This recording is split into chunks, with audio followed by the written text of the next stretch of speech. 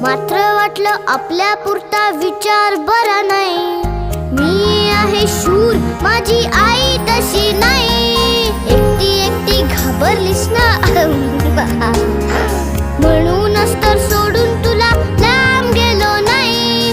ना ना ना ना ना ना ना ना ना ना ना ना ना ना ना ना ना ना ना.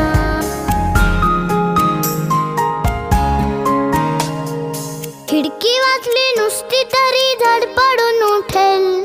घाबरून जाईल, अंधारात रडत पिडत बसेल.